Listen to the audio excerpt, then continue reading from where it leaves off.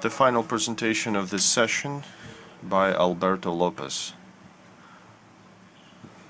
representing DigitalGlobe, and Idan Wolfson,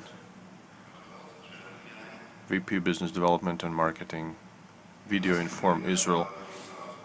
This is the first time we have two presenters at the same time representing different countries.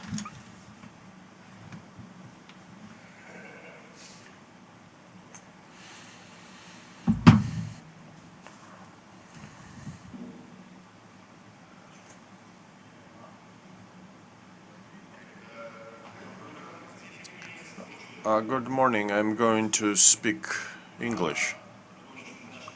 I think interpretation will do it better than I do. I feel more comfortable speaking English.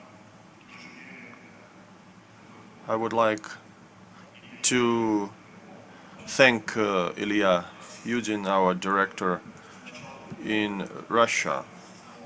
First, he will give you an overview of what happened at DigitalGlobe 2 weeks ago. I think it best you hear it from him. Good afternoon. Dear colleagues, I thank Rakus and the other organizers very much for the opportunity to speak. Before Albert takes over, I would like to brief you on what happened to DigitalGlobe 2 weeks ago. You may have heard that the DigitalGlobe was acquired by MDA, Canadian company. As a result of this merger / acquisition, it sounds like acquisition, but in fact it's a merger because there was not a lot of related business. So as a result, Maxar Technologies appeared. It covers 4 divisions. I'll tell you briefly what each of them does. First is MDA. MDA designs space robotized systems of ground data reception.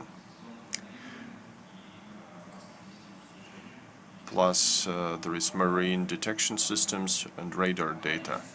SSL, Space System Loran, is a global leader in production of telecommunications satellites. There is a lot of commercial launches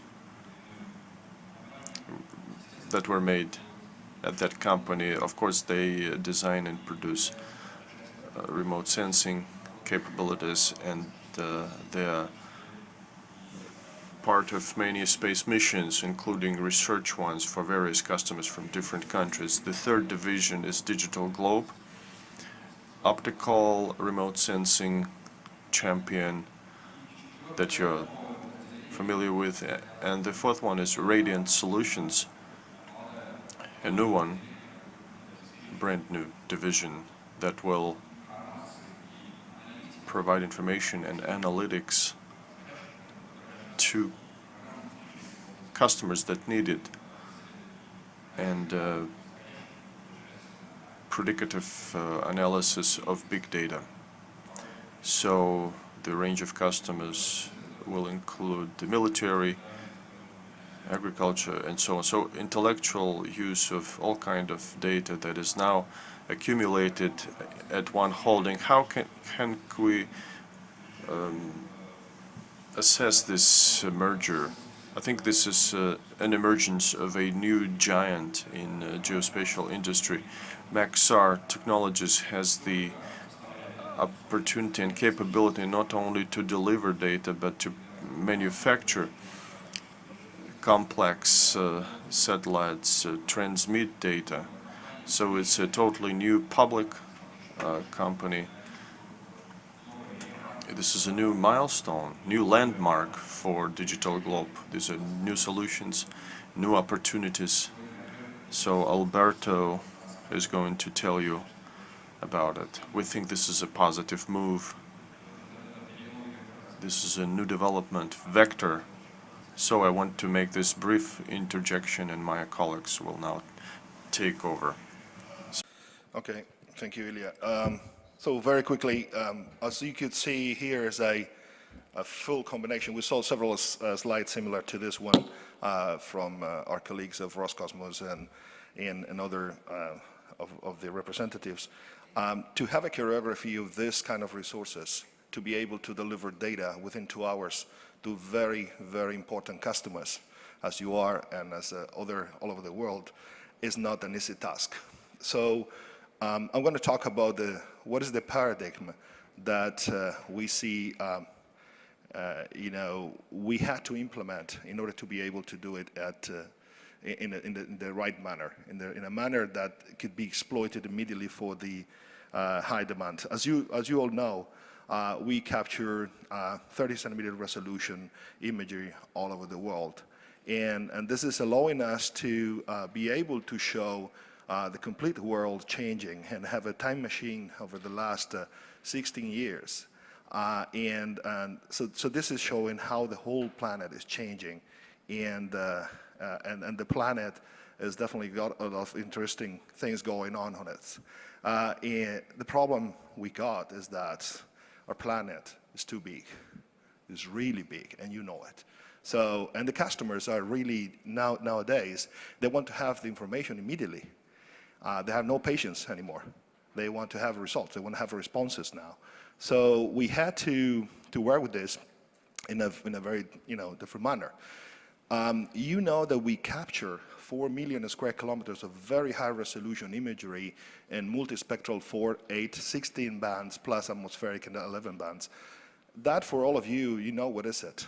But when we think about the magnitude of this, if we have to deliver this in 2 hours, it's like if we take from the satellite and threw a huge stone directly to the Earth. Okay, get it.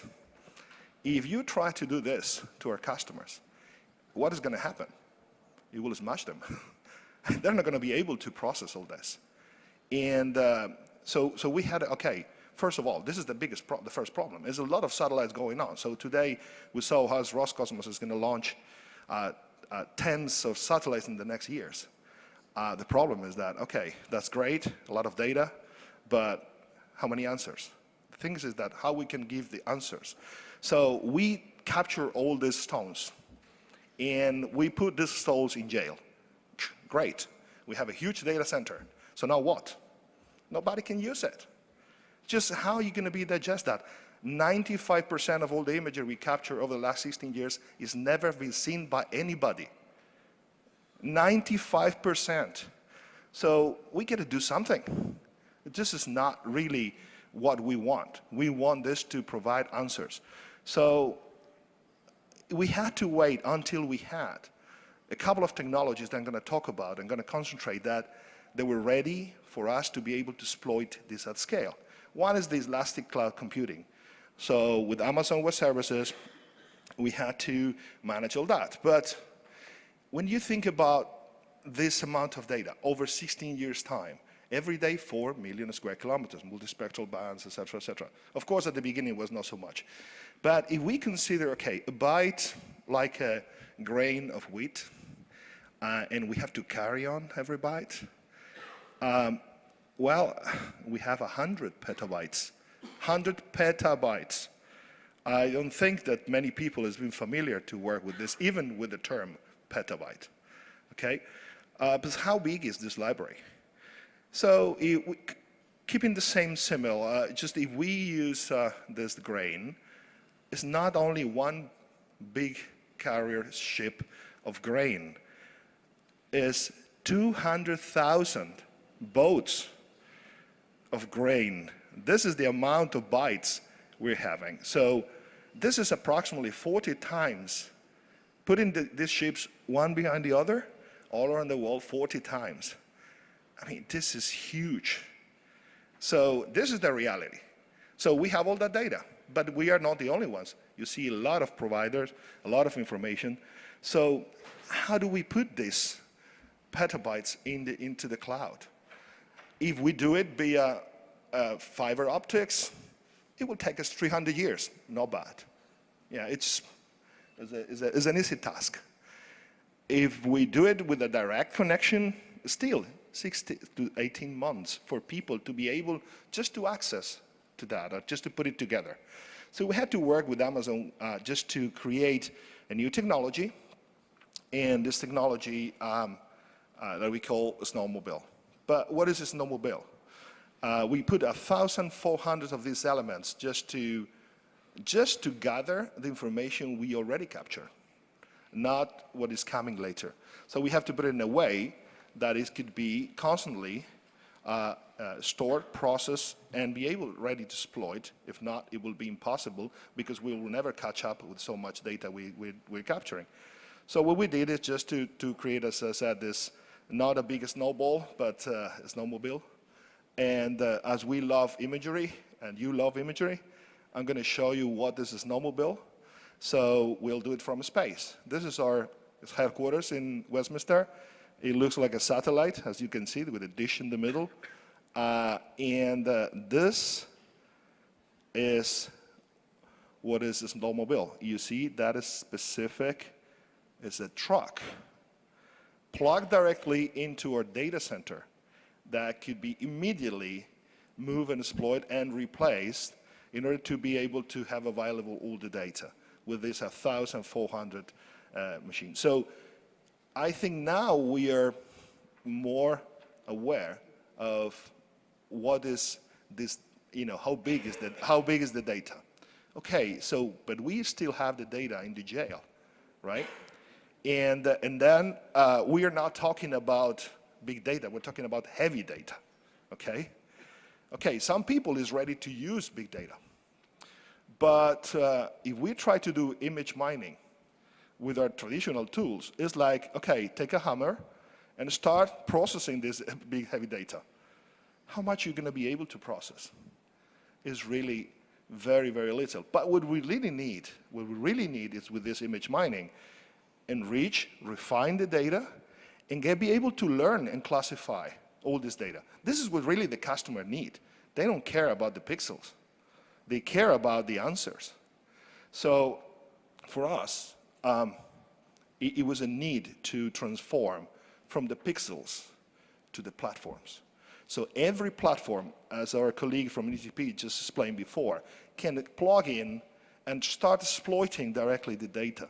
It's not just about the imagery. But to do this, we had to count on another revolution of technology. And this is the revolution that is to exploit on the geospatial big data platform. So we put together our data. We put together third-party data. We put all Landsat data, all Sentinel data, all data from our third-party partners, from other satellite providers in Asia, etc. And we put algorithms and other third-party algorithms to be able to exploit it. That is, when all these data together is more than 110 petabytes. So, but we needed, as I said, this technology, a different technology, to be able to exploit that. And this is the computer vision, machine learning, deep learning. So what we can excel this pattern recognition, so we can put computers to work. There's no anymore people, ball eyes, looking at what is in there. So we need to put all these machines to work. So, because they can learn much faster, and we can put running this algorithm. So, in that sense, now we're able to, in a very automatic manner, be able to recognize different elements. And this is where our colleague Idan from Vidinform will talk later about. But let me just finish a little bit more of what we created around this ecosystem, and I will give you the word to him, because they are part of the partners that are doing the magic to happen. So, so as I said, it's not only Vidinform, but a full ecosystem of partners, customers, and companies with very skilled artificial intelligence people who's been running on this platform to share algorithms, to share data and processes to be able to extract that. But not only our partners, the ecosystem is being able to grow because we are only feeding this with further information It's not just the imagery. It's all the different colleagues from, of course, MDA, as Ilya said before, is part of the whole ecosystem, but also OpenStreetMap, and other projects that are Twitter, and other projects that they're bringing data that it could be collectively exploited from the geospatial point of view. When you put all these partners and processes and data through our GBDX machine, then you're able to extract answers. It's not anymore about the imagery. It's about what you can do at scale. And so as I have to talk about the paradigm, I wanted to get an example, because with this machine, we can measure the state of things, how things are changing in a dynamic manner. We can count many things. We can also measure how much. We can measure how much water for floods, etc. It's not about showing a flood. It's about, okay, how many cubic meters of water it was flooding this? How many houses were damaged in this? And get the answer instantly. This is what is really needed. So, and understand how the change is happening over the time. So I'm going to go and concentrate on one specific use case later, but I want to make a reflection before that.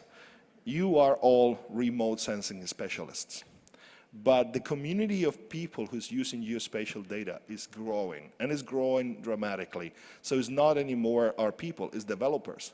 Developers all over the world that, thanks to Google Maps and other tools, they're used to work now with maps. So 80% of the solutions have a mapping or a location feature that is important. You have GIS analysts that they are working with this information. You have imagery analysts that you're familiar with them. But you have data scientists that they need to also work with this information. It's not only just about bits and bytes, it's also about, okay, all this information. And even the consumers. Consumers, they want to have actionable data where they can take decisions. So what we did is just we provided for every one of them a specific tools for them to exploit it.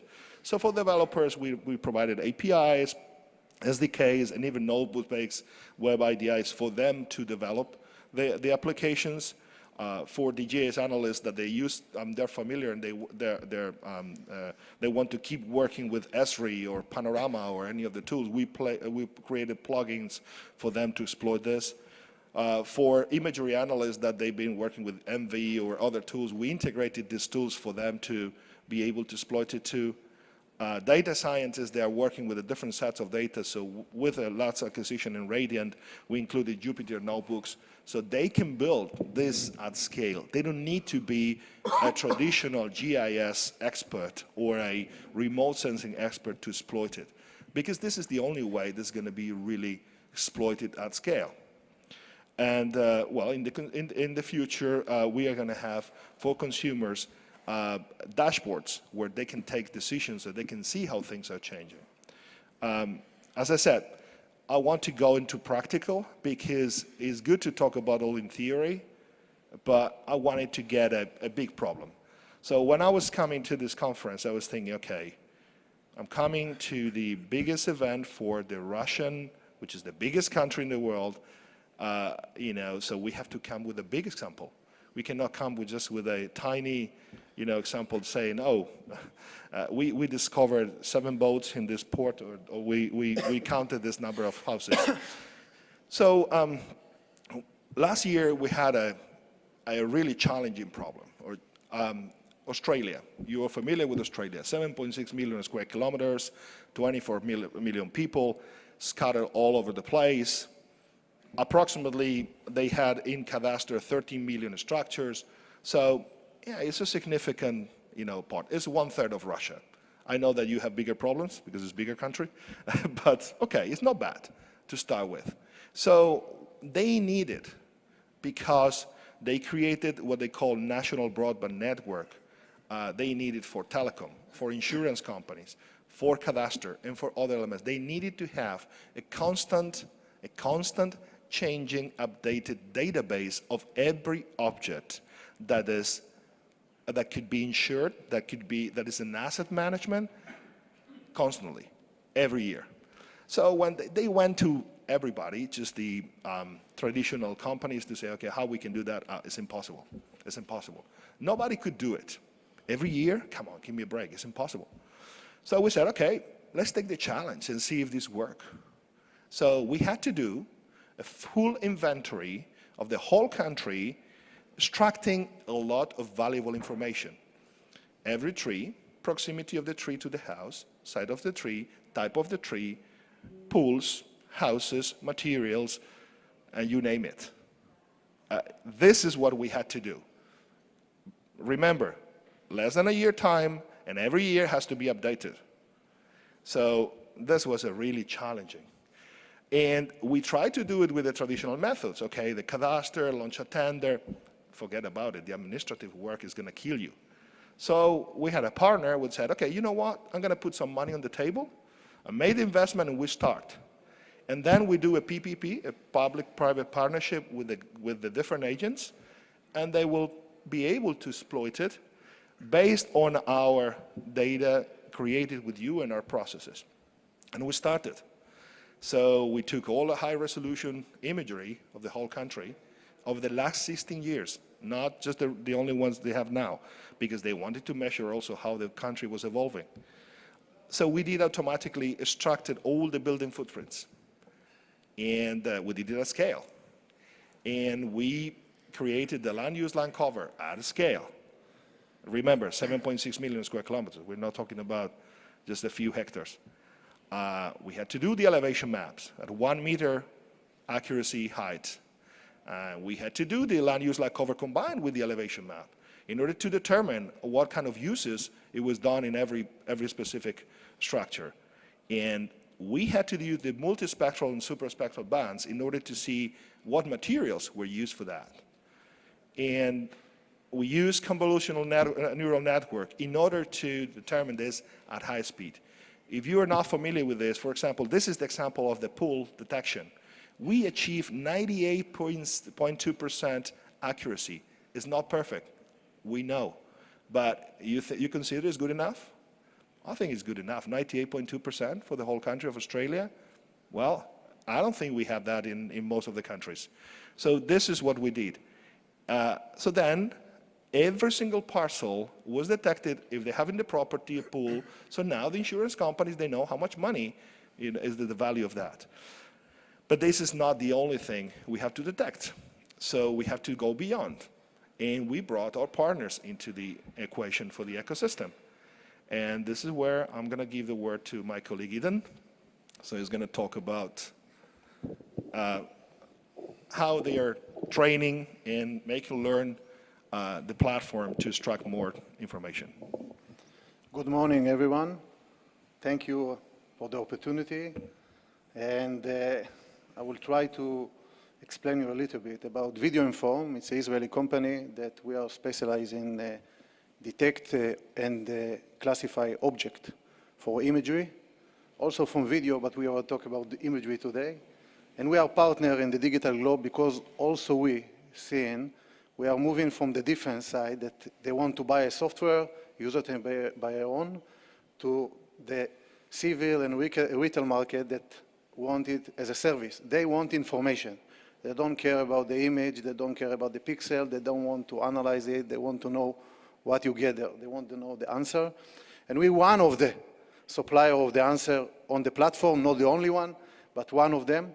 So we use a method of deep learning and neural network and all of this from already 10 years. Okay, we are specialized in this. We also develop things by our own to maximize the performance of the solution. It's already work and field proven. The concept is to train, for example, I think that everybody knows today what is deep learning, and about the example, I don't need to explain it, but I can say that we achieve very good results from a small data set. Before half a year, I was in some conference that someone from Google come and say, we achieve a breakthrough, okay? We now train our system only for 2 million examples, only from 2 million. Before this, it was 10 million, It's years, just to annotate the example. We train our solution from 200 examples, and it's get very good results. So if you're going to 300, it's crazy for us. So you can achieve it in very short time, a new object, and do a classification of objects. So let's go for see examples. It's application for different market. Like I say, it can be also defense market. And if you want to count, it's a project that we are doing with DigitalGlobe. What is very unique in the ecosystem that is a token. It's one company need a solution for do a DTM or DSM of airfields. But they have a problem. They have all these big airplanes that they need to remove. So now they need to buy the image, to get an analyst to identify the object. No, they use our solution, detecting the object, remove them, and then do the DSM. All on the ecosystem, all in the cloud. No one need to send something, no, okay, we are talking together.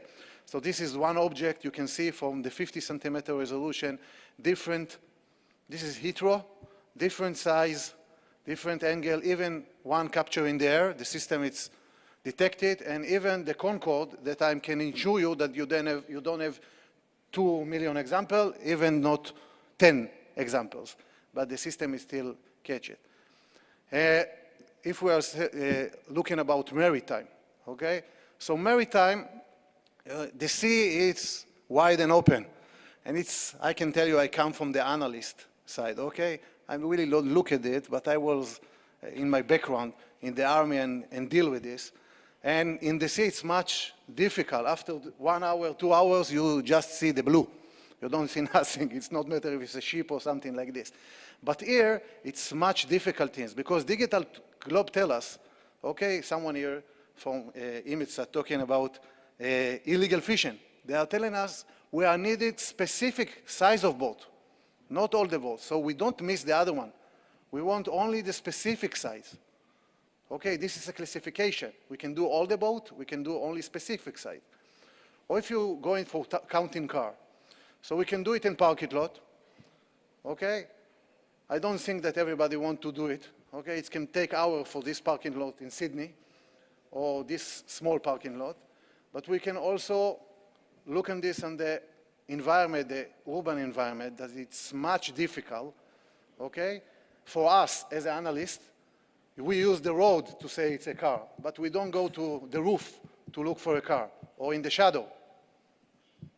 So this is with the same technique, the system is not care, you know, if it's a road or something like this. And we can also say, okay, change detection, everybody talk about change detection, but it's very difficult to use it. Even if you have some software to change detection by pixel, it gives you a lot of false alarm. But usually in change detection, you are looking for specific things that you want to see if change. If you want to see the change of the cover land, it's not us. But if you want to see a specific thing, let's say, it's like just to explain it, you take this area. This is one imagery from one day, and day after, okay, we are looking for car, but we see that we have some activity. It's agricultural activity. Maybe I expected this, maybe I not. This is other area, look on this. This is a small village with a city, few cars. You can't even mention it because but we have a small wet spot. What happened in day after? Something is happened there. So we call it change detection by object. And I can tell you that a lot of people interested on this, not about change detection, about the land and all of this. You see, something is full here. So you just know that you have something. Like I said before, we can do a classification. So you can train all the aircraft, but you say, no, I want civilian in blue, I want helicopter in red, and I want fighter airplane in yellow. So I can train all the airplane, or I can train specific one. Even specific model, it depends on the resolution, but with DigitalGlobe 30 centimeter resolution, it's become that we can do it. Again, 50 centimeter resolution, different, again, maritime, different size of vessels. This is a case study with a customer that he want to see what happened in the sea every day, but he want to define them for big ships, small and medium. So again, or specific truck. We want only the truck, in this parking lot or in this road, or we want only specific cement mixer truck. This is from DigitalGlobe imagery, 50 centimeter. Okay, automatically you can see, maybe you are looking about some factory and want to see what changed in this factory. If it's occupied, if they are fully a job or something is happening in different day. We can go to infrastructure. The same pool that Alberto talked, they don't use yet in the Australia project our pool, because they do it before was partner, but this is a pool in South Africa, I think. This is the only image that I don't use, DigitalGlobe image, because I want to show you an example that we can, even from 1 meter, can look for the electric poles. Okay? Even for the electric poles. So 1 minute, 1 minute of movie, how we train the system. Okay, we use as a viewer the GXP, but we also now integrated again. We start with ESRI and we integrated again to ESRI, and we can integrate it because we have the all IP and all of this. We can integrate it to other system. We start to mark example because we are training from very small data set. Usually we start in something like 20 example. Here we are start with 2. We are training solar, not solar, it's a boiler, that we use in Israel, water tank. And now it's the negative example. And all of our knowledge is the next button. It's what we are called create profile. Create profile is taking the example and use all the deep learning, machine learning, and knowledge to say, okay, this is what I'm understanding from the examples. Okay, so after we see that we are finished the create, we want to run it to understand what we got. So the first, we're taking the same area just to see that the system understands what we are trying to tell her, and we mark it as a region of interest, and we will run it. We can see in the system the progress of the task, and it's completed. Okay, we got it. You can see it's easy because we trained for both of them. I can tell you it's not so easy. So let's enlarge the area, put another image, is not matter, and let's see, run it again and see what will happen. Okay, we just start with 2 examples, I remind you. You can see here, we complete again. Okay, this is our 2 initial, and now we have few false alarm. So we take the false alarm, add it as a negative, and create profile again. So after 48 hours, maybe 3 days of playing with this, it's so simple like this, you have a robust profile that can run in a scale on the GBDX or in your machine and find your object. So this is the reason that I say that if you are interested in a specific car, we can train it for you, and you don't need 3 months just to train it, and you say, okay, it's investment and all of this on time of money. So this is and I want to take you for, again, to connect to Alberto presentation. This is our detector for solar panel. So this is a field of solar panel, but you can see also it's a neighborhood, and we detect all the panel, even is a panel here. If you want to see, you can see it in my computer. It's really panel, all of them. And also this in the shadow and this in the shadow, they are panel, and this is fully automatic, and we reach more than 90% accuracy of solar panel from satellite imagery. Okay, pool, it's a little bit bigger from a solar panel. Please, and as you know, the solar panels are not an easy object, because even if you want to use the multispectral, the signal is not coming back to you. So it's not so an easy task. So with this combination, we were able to say, okay, what houses are also including the solar panels. So with the same mechanisms, we've been able to generate and produce what we wanted. And as Idan was saying, we have to train the system and we have to improve it. So what you see here is we have 1 million people in our crowdsourcing platform that they're doing the quality assurance, checking these false positives and false negatives. And they are telling us that, so the system is constantly learning, getting better and better and better. And as you can see here, some of the guys, they make errors because they, as Idan was saying before, when you're looking at the sea or looking at the roofs, you get tired and sometimes you make errors. But we send the same false positives and false negatives to 1 million people. So when we have a 95% accuracy or 99%, whatever the customer requires, we take it as a good one, and that's the one we use. But the system gets trained and better and better and better every time. So, so you have in summary. So the good thing is that within 6 months, we were able to produce the whole of Australia, except from a very tiny part that we will finish in the last 3 months. So our target was to do it in 1 year.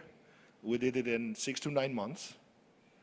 And this is what we obtained. We obtained 75 terabytes of geospatial database objects with 14 million houses. So remember, 1 million not paying taxes.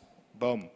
So cadastre sent immediately this that was not detected or recognized.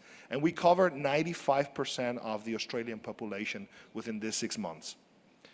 I think this is a good example to say, okay, we're not talking about science fiction. When we talk about artificial intelligence, we talk about this. Put the computers to work for us and to make processes to run. So I want to finish just to welcome you all to be part of our community of geospatial big data partners. And definitely we would love to have imagery from all the different vendors that could be exploited and all the technology companies that you have in this space, that there's a very savvy technology mathematicians and physicists that can do much better things than we did so far. Thank you very much.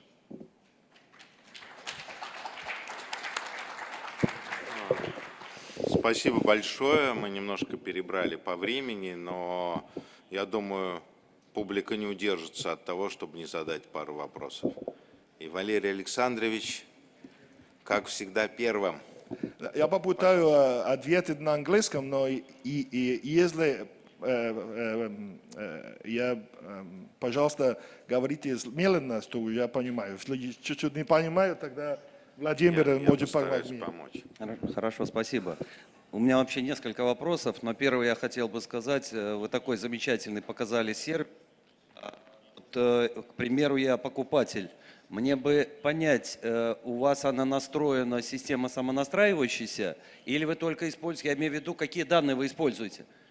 Можете вы подключить к этому сервису данные, получаемые с нашей группировки, метрового разрешения условно? It's our platform. We build a platform.